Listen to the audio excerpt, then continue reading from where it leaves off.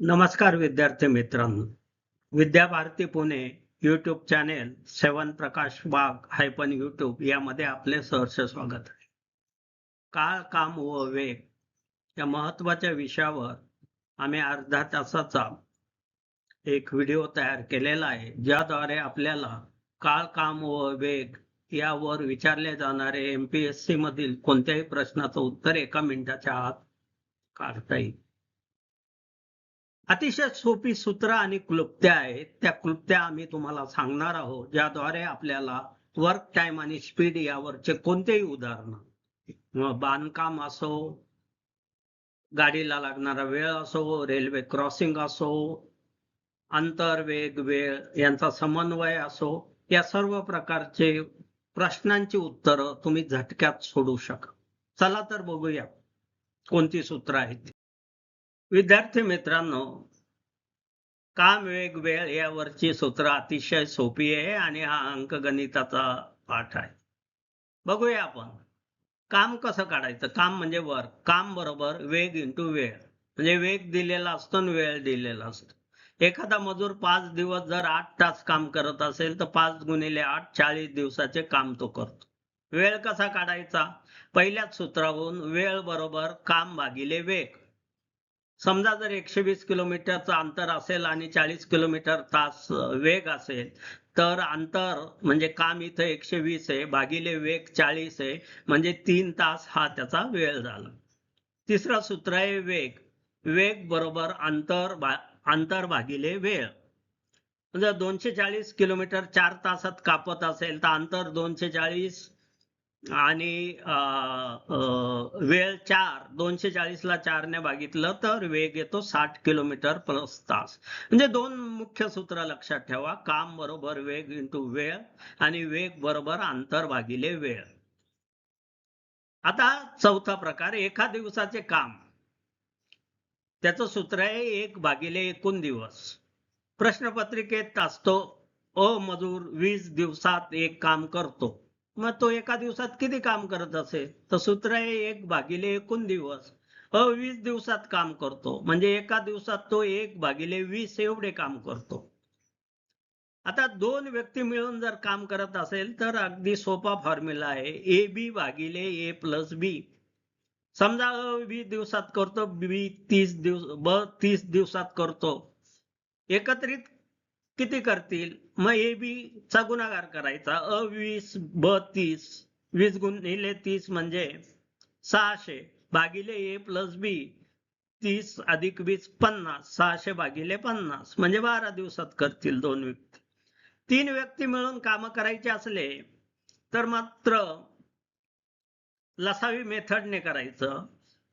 ए चं एका दिवसाचं काम 1 भागिले अ, ब चं एका दिवसाचं काम 1 भागिले ब, सी चं एका दिवसाचं काम 1 भागिले सी. सो 1 भागिले ए प्लस 1 भागिले बी प्लस 1 भागिले सी यांच्यावरून तिन्हींचं एका दिवसाचं काम काढायचं आणि त्यावरून तिन्ही व्यक्ती एकत्र काम करत असल्यास ते किती दिवसात पूर्ण होईल ते सहज काढता येतं. इथं जर ए 12 असेल, बी 18 असेल, सी 36 असेल तर 36 लसावी जर घेतला तर तिन्ही व्यक्ती हे काम 6 दिवसात पूर्ण करतील.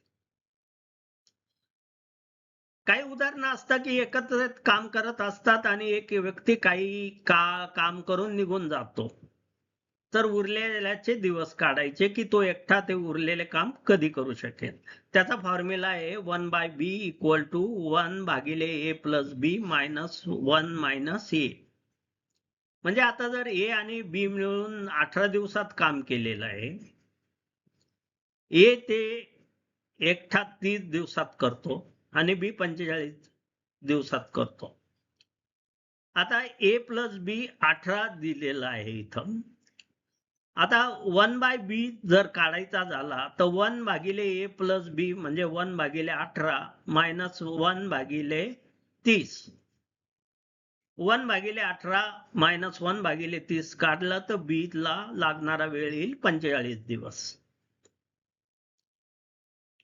कामगार दिवस नियम म्हणजे कामगार गुणिले दिवस बरोबर स्थिर येतात. म्हणजे 20 मजूर 30 दिवस काम करतात, तर त्यांचे टोटल दिवस किती? 20 गुणिले 30 म्हणजे 600 मजूर दिवस ते काम करतात. कार्यक्षमता इज इन्व्हर्सली प्रपोर्शनल टू 1 भागिले वेळ. म्हणजे ब पेक्षा 2 पट वेगवान आहे.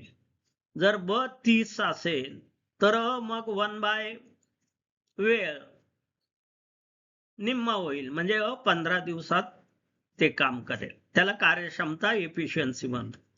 कामाचं प्रमाण म्हणजे वेळ इक्वल टू 1 भागिले कामाचा वेग. वेग दुप्पट झाला की वेळ अर्धी होते. हे हे फॉर्म्युले सूत्र क्लुप्त लक्षात ठेवल्या तर प्रश्न झटक्यात सोडवता येतात. आता पुढचे काही उदाहरणं बघूया. 2 नळ टाकी भरता. यावरच्या उदाहरणातला सगळ्यात सोपा फॉर्म्युला AB भागिले A प्लस B. म्हणजे एक नळ 8 तासात, दुसरा जर 12 तासात करत असेल तर AB म्हणजे 12×8 = 96 भागिले 12 अधिक 8 20 96 भागिले 20. 4 तास 48 मिनिटात ते दोन्ही नळ सुरू झाल्यास टाकी भरेल. आता एक प्रश्न असतो, एक भरतो नळ भरतो, एक रिकामा करतो. अशा वेळेला AB भागिले B मायनस A हे उत्तर काढायचं. आता जर 3 नळ असले, 2 भरतात, एक रिकामा करता, तर मग लसावी टाईप जे भरणारे ते ऍड करायचे. 1/1 1/A 1/B हे भरतायत आणि तिसरा रिकामा करतोय म्हणून उणे चिन्ह वजा C 1/C. आता 9, 18, 6 तास जर असले यामध्ये तर याचं उत्तर 0 येतं. त्यामुळे टाकी कधीही भरणार नाही. पुढचा प्रश्न असतो ट्रेनचा स्पीड. त्यालाही तोच पहिलंच जे आपण बघितलं, वेग बरोबर अंतर गुणिले वेळ. अंतर 360 असेल, वेळ 6 असेल तर वेग 360 भागिले 6 60 किलोमीटर तास येतो.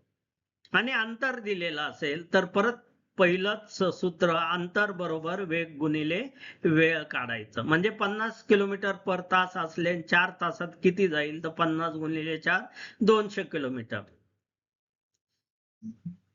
नंतर सूत्र नसलं तरी फटक्यात कन्वर्ट करण्यासाठी किलोमीटर पर आवरचं जर मीटर पर सेकंद मध्ये करायचं असेल तर 5/18 ने गुणायचं. म्हणजे 72 किलोमीटर पर आवर असेल तर याला 5/18 ने गुणल्यास 20 मीटर पर सेकंद येतं. आणि मीटर पर सेकंद दिलेला असेल आणि किलोमीटर पर आवर काढायचं असेल तर पहिल्याच्या विरुद्ध करायचं. 18/5 ने बनायचं. म्हणजे 20 मीटर पर सेकंद गुणिले 18/5 केलं तर आपल्याला 72 किलोमीटर पर आवर येतं. आता समोरासमोर 2 गाड्या येत असतात तर सापेक्ष वेग काढायचा असतो. तो म्हणजे V1 प्लस V2. एकीचा वेग 40 आहे, दुसरीचा 60 आहे, तर 40 अधिक 60 100 किलोमीटर. एकाच दिशेने जर 2 गाड्या जात असतील, पहिल्या होत्या समोरासमोर, त्यात अधिक केलं. एकाच दिशेने 2 गाड्या जात असतील तर वजा करायचं. V1 minus V2. 70 आणि 50 स्पीड असेल तर 70 वजा 50 20 किलोमीटर पर तास. मग नौकांचे उदाहरण असेल, प्रवाहाबाबत वाहत असेल तर नौकेचा वेग प्लस प्रवाहाचा वेग घ्यायचा. म्हणजे नौकेचा वेग 12 आहे आणि प्रवाहाचा वेग 3 आहे तर 15 किलोमीटर पर तास हा प्रवाहासोबतचा वेग आहे. प्रवाह विरुद्धचा वेग काढायचा असेल तर नौकेचा एक वजा प्रवाहाचा वेग करायचा. म्हणजे नौकेचा वेग 12 असेल, प्रवाहाचा वेग 30 असेल तर 12तून 3 वजा करायचे. 9 किलोमीटर पर तास प्रवाह विरुद्धचा वेग येतो.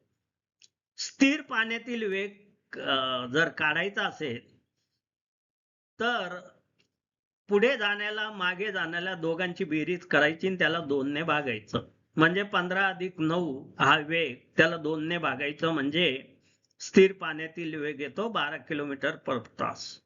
आता प्रवाहाचा वेग काढायचा असेल डाऊन मायनस अप भागिले 2 करायचं. वरच्या उदाहरणात 15 अधिक 9 केलं होतं. इथं प्रवाहाचा वेग काढताना 15 वजा 9 भागिले 2 करायचं. 6 भागिले 2 3 म्हणून 3 किलोमीटर पर तास. पूल ओलांडणे. यामध्ये ट्रेनची लेंग्थ आणि ब्रिजची लेंग्थ ही कन्सिडर करायची असते. म्हणजे ट्रेन 150 मीटरची असेल आणि पूल 250 मीटरचा असेल तर अंतर 400 मीटर धरायचं आणि नेहमीच्या वेग अंतर वेळ सूत्राने हे सोडायचं. खांब ओलांडणे, इथं फक्त ट्रेनची लेंथ घ्यायची असते. ट्रेनची लेंथ 180 मीटर आहे. म्हणजेच त्याला 180 अंतर असं धरायचं. अंतर वेग बरोबर अंतर भागिले वेळ हा फॉर्म्युला वापरायचा. तर फॉर्म्युले हे जवळजवळ सारखेच आहे. फक्त नळ टाकी भरतात,